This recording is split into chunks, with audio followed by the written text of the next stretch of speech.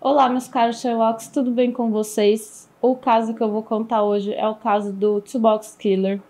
São duas pessoas envolvidas, o Lawrence e o Roy. Ele é um caso pesado, contém violência e agressão sexual contra mulheres. Se tiver algum gatilho, despertar algum gatilho em você, eu aconselho a não assistir esse vídeo, mas tem outros vídeos no canal que você pode assistir. Antes de começar, eu vou pedir para você se inscrever no canal, deixar um like no vídeo e comentar se você já conhecia esse caso ou algum tema que você quer que eu traga aqui para vocês. Qualquer interação o YouTube entende como algo positivo, então isso me ajuda muito. Então vamos para o caso.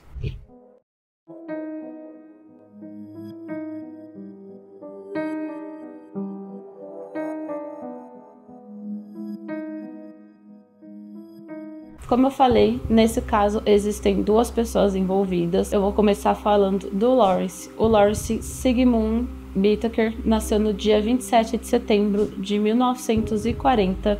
Ele foi colocado para adoção bem pequenininho ainda e foi adotado pelo George Bittaker. Não achei menção sobre a mãe dele, mas acredito sim que o George era casado e o George trabalhava em fábricas de aviões. E por conta desse trabalho, eles se mudavam muito, chegando a morar em 4 estados diferentes. E acredito que por esses 4 estados eles passaram por várias cidades. O Lawrence chegou a comentar que ele não tinha afeto em casa e a ficha criminal dele começou muito cedo. E ele falou que foi justamente por causa dessa falta de amor e ele acabava tentando chamar a atenção dos pais. O primeiro delito dele foi aos 12 anos de idade, furtando uma loja, e até os 17 ele foi vivendo assim, sempre realizando pequenos delitos. Aos 17 ele desistiu do ensino médio e também nessa idade ele roubou um carro e foi preso e condenado a 2 anos de reclusão. Depois que ele cumpriu essa pena, ele voltou para casa e descobriu que os pais tinham deserdado ele.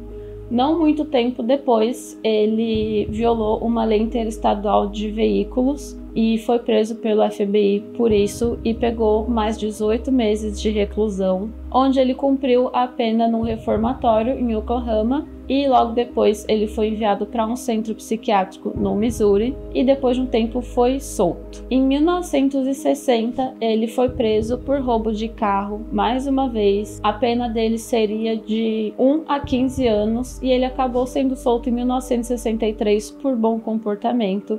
2 meses depois apenas, e ele foi preso por violar a condicional dele. E ele foi vivendo assim, sempre cometendo alguns delitos e sendo preso e solto e repetindo esse looping, até que ele tentou roubar carne em um mercado e o balconista reagiu e por isso ele acabou esfaqueando. Então ele foi preso por tentativa de homicídio, mas o balconista felizmente sobreviveu. O Lawrence chegou a fazer uma avaliação psiquiátrica onde ele foi tido como psicótico, manipulador e com paranoia. E por conta dessa tentativa de homicídio, ele foi enviado para cumprir pena em uma colônia masculina na Califórnia, que foi onde ele conheceu o Roy Norris.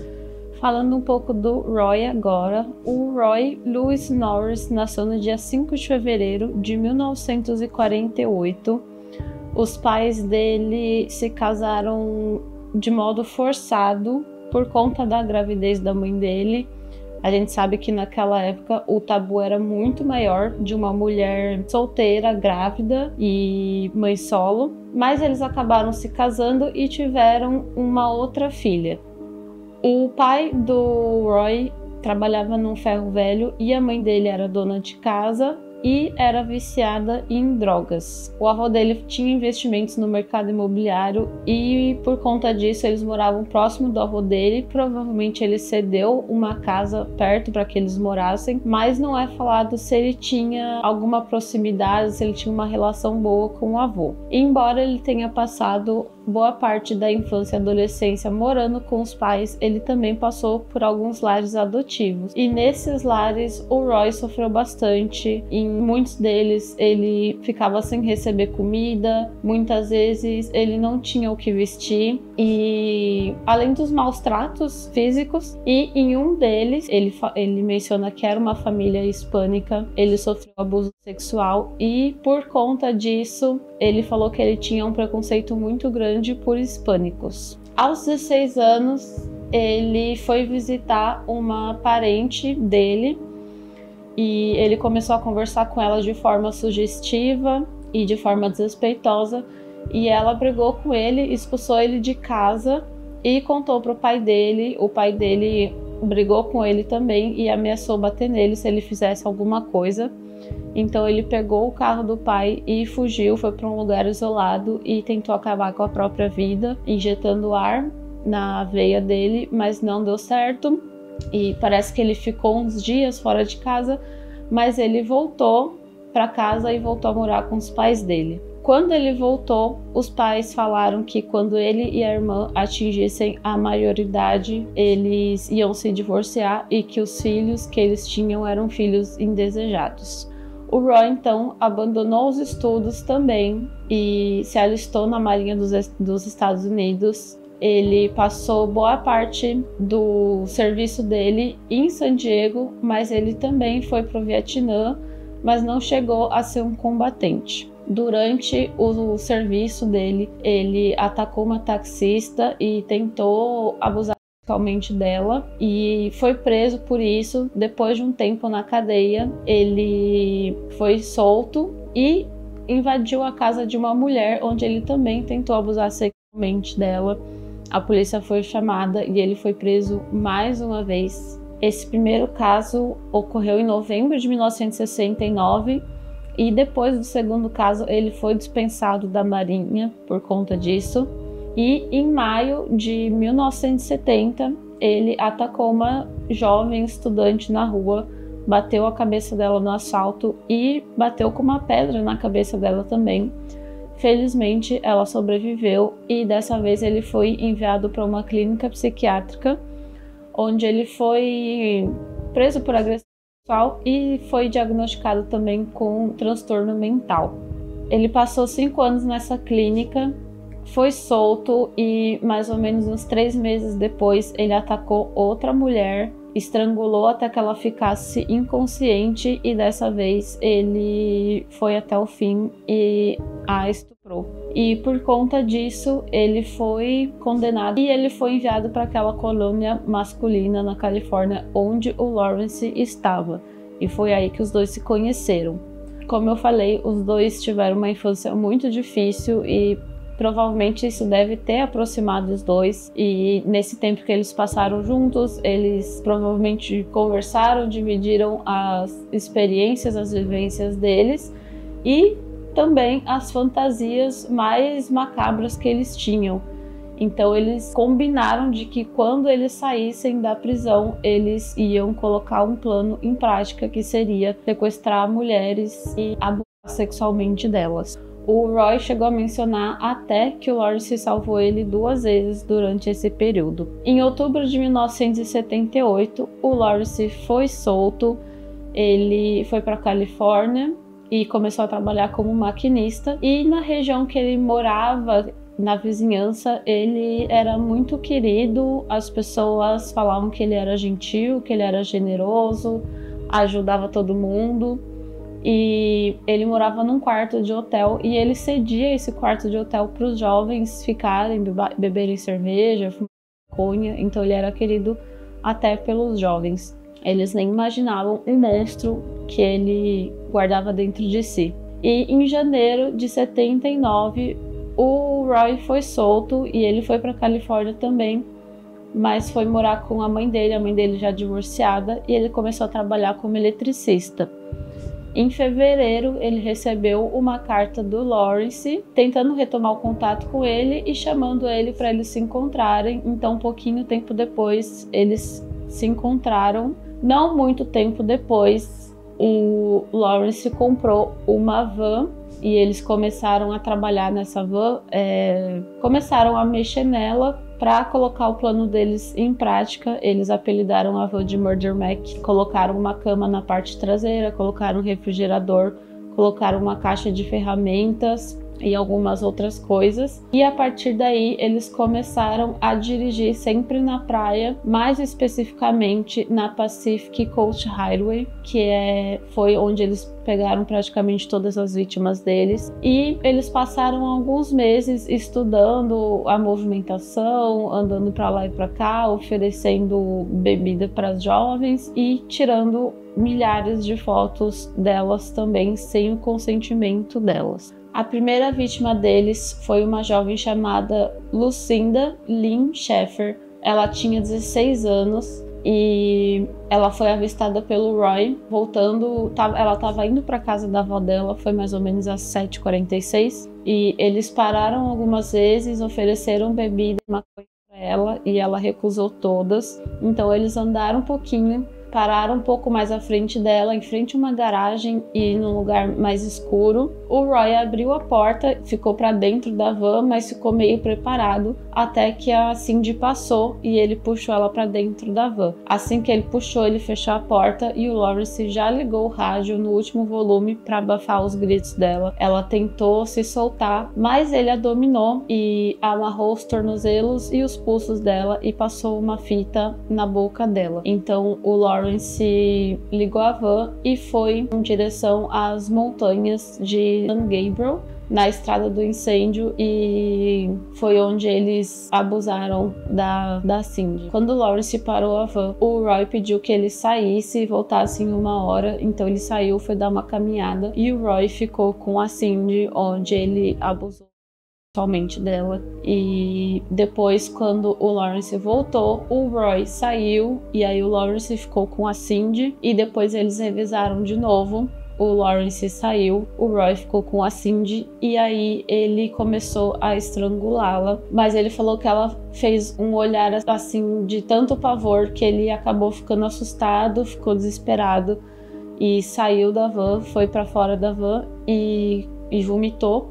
E o Lawrence já estava chegando, ele viu aquela situação, entrou na van e acabou tirando a vida da Cindy, estrangulando ela com um cabide de arame. Eles enrolaram o corpo dela em um plástico e jogaram em um desfiladeiro, e o Lawrence chegou a comentar com o Roy que os animais iam consumir a carne dela e não ia sobrar nenhuma evidência. O Lawrence até comentou que no começo a Cindy tentou se soltar, mas muito rápido ela desistiu e era como se ela tivesse aceitado o destino dela. Ela não resistiu mais e nem chorou. 2 semanas depois, eles fizeram a segunda vítima, foi a Andrea Joy Hall, de 18 anos.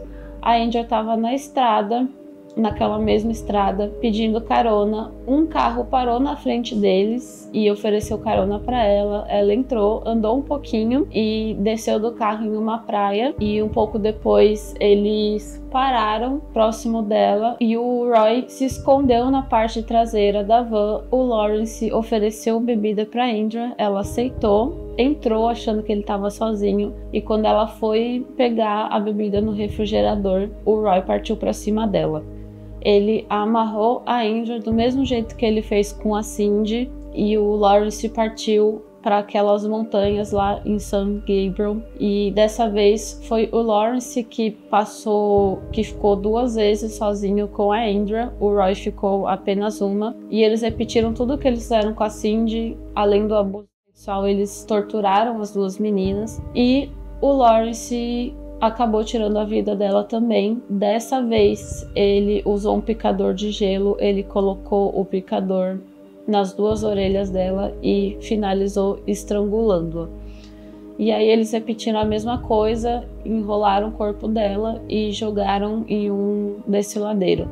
No dia 3 de setembro, também na Pacific Coast Highway, eles encontraram 2 meninas, dessa vez mais jovens, a Jack Doris Gilliam, de 15 anos, e a Jacqueline Lia Lamp, de apenas 13. Eles ofereceram carona para as meninas e elas aceitaram. E aí eles ofereceram maconha para elas e elas aceitaram também. E eles dirigiram um pouco pela estrada, mas quando Lawrence começou a desviar do caminho para seguir para a estrada do incêndio, as meninas perceberam e protestaram, mas eles tentaram acalmá-las. Mesmo assim, não funcionou e elas começaram a ficar desesperadas, até que a Jacqueline, a mais nova, conseguiu abrir a porta da van, mas o Roy puxou ela antes. Ele bateu com um saco de chumbo na cabeça dela e puxou ela de volta, fechou a porta. Ela acabou ficando inconsciente por um tempo. Enquanto isso, ele amarrou a Jack e a amordaçou com a fita. Foi o tempo da Jacqueline acordar e a Jacqueline tentou fugir de novo e ele torceu o braço dela nas costas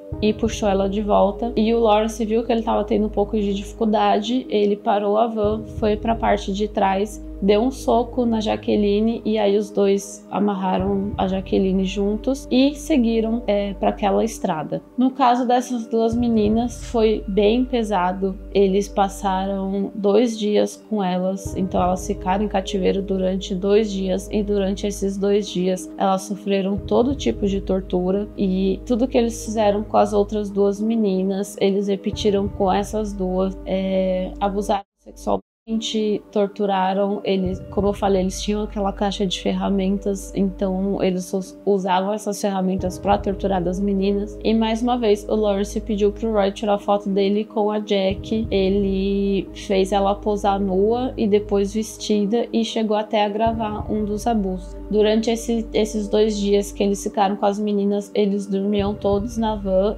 e enquanto um dormia, o outro ficava acordado de vigia e se revezavam. E ao final desses 2 dias, eles finalizaram as 2 meninas e também se livraram do corpo delas da mesma forma, jogando em um desfiladeiro. A quinta e última vítima deles foi uma moça de 16 anos chamada Shirley Lynette Ledford. Ela estava voltando de uma festa de Halloween.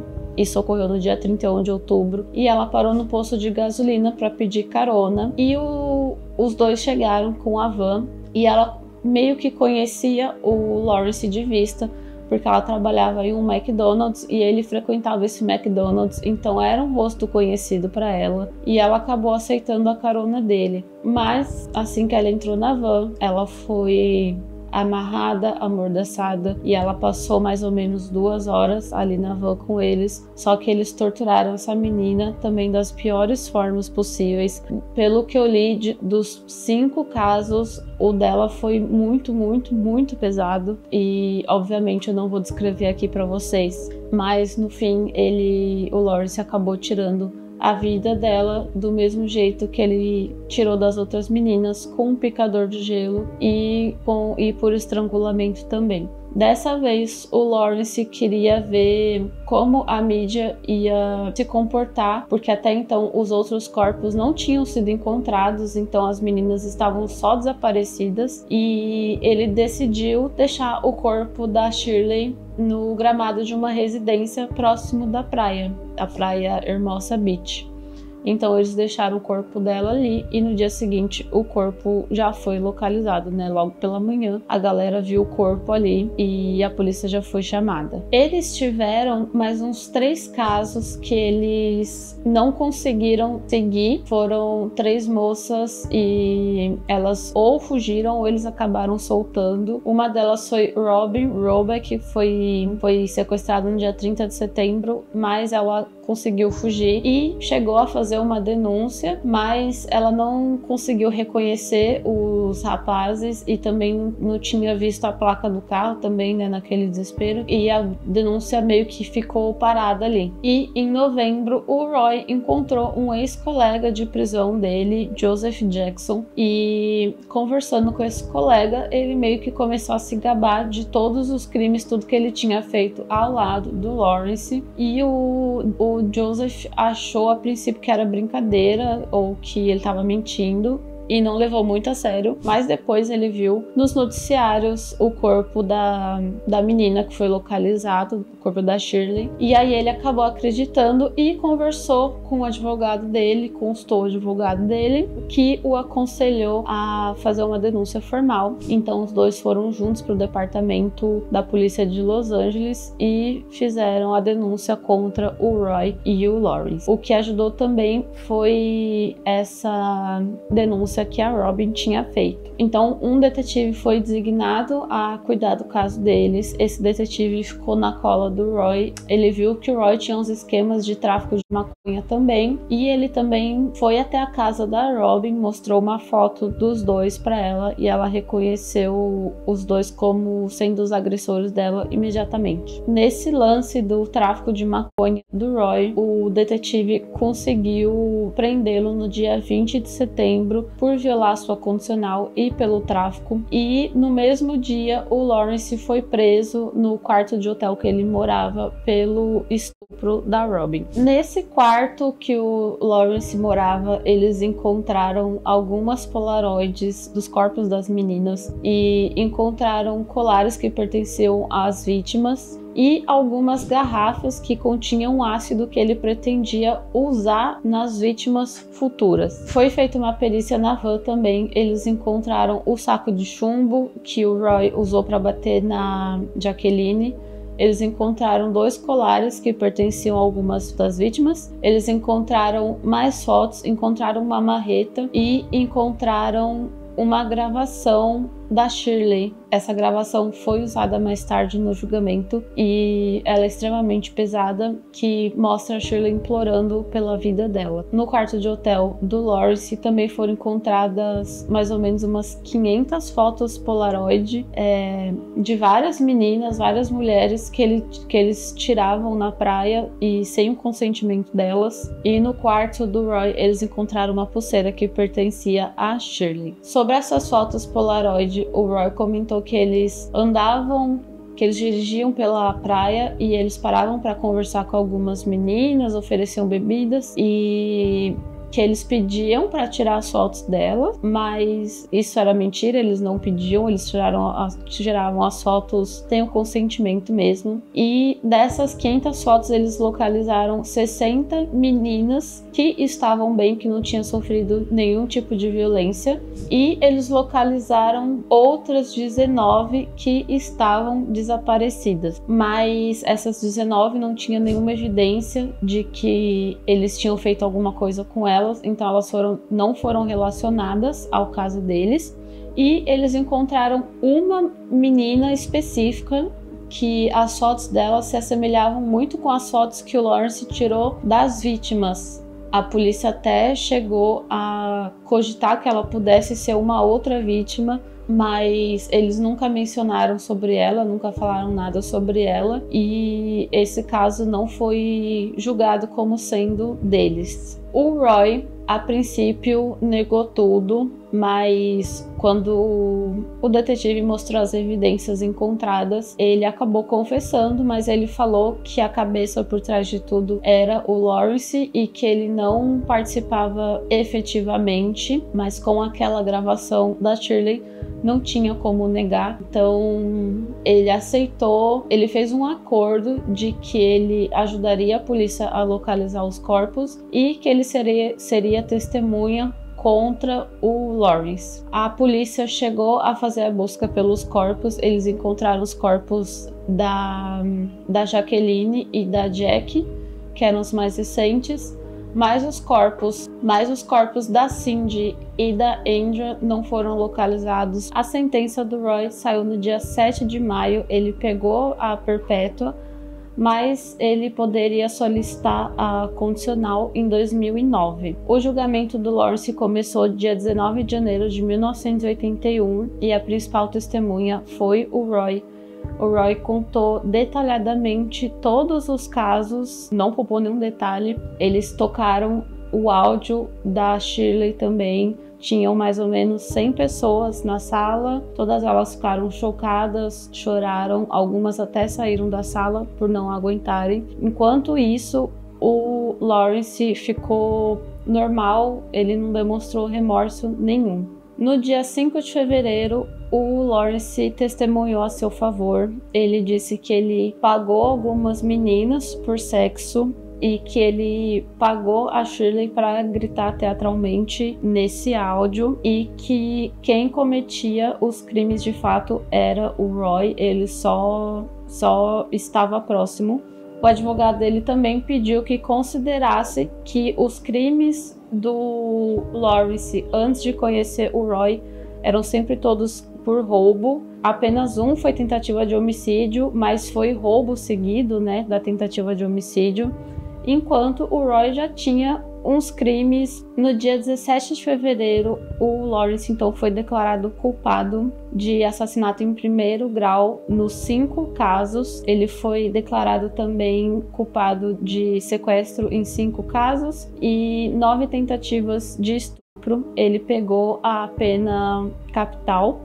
E no dia 24 de abril saiu a sentença dele. Ele foi declarado culpado por estupro, assassinato, por roubo, por tentativa de persuadir 2 homens, 2 ex-presidiários, a assassinarem a Robin, que seria uma testemunha contra ele, no caso dele, por posse de arma de fogo e algumas outras acusações de conspiração criminosa. Ele foi sentenciado à pena de morte e entre os anos de 1990 e 1991 foram agendadas 3 vezes a execução dele, mas as 3 vezes foram canceladas. Como não tinha nenhuma evidência, nenhuma prova, além dela reconhecer os 2 como os agressores dela, não teve andamento e a denúncia acabou sendo retirada. O Lawrence deu algumas entrevistas durante a vida dele e em nenhuma delas ele demonstrou remorso. O único remorso que ele demonstrou foi de ter sido capturado, e o caso dele já até aparece em um episódio de Mindhunter. Ele faleceu no dia 13 de dezembro de 2019 enquanto aguardava a execução dele, e ele faleceu de causas naturais. E o Roy acabou falecendo um pouco depois, em 24 de fevereiro de 2020. Em 2009, ele poderia solicitar condicional, mas por algum motivo ele não solicitou e o período foi prorrogado para 2019. 2019 ele solicitou e foi negada, e aí logo depois ele faleceu. O alvo deles, como ficou bem claro aqui, eram sempre meninas brancas de cabelos loiros escuros, e a Shirley, ela tinha uma descendência hispânica e isso pode ter despertado algum ódio no Roy também. Como eu falei, ele tinha esse preconceito e eles tinham o plano também de assassinar uma menina de cada idade, então seria mais ou menos uma de 12, uma de 13, uma de 14, mas graças a Deus eles não conseguiram dar continuidade com esse plano macabro deles e foram pegos logo no primeiro ano em que eles trabalharam juntos. Como eu falei, eu tentei não detalhar os casos aqui, não falar como eram feitas as torturas, só o que era necessário mesmo, como o modus operandi dele, e também não vou tocar o áudio da Shirley aqui. Eu nem ouvi esse áudio, nem procurei e acho que não é necessário para o entendimento do caso.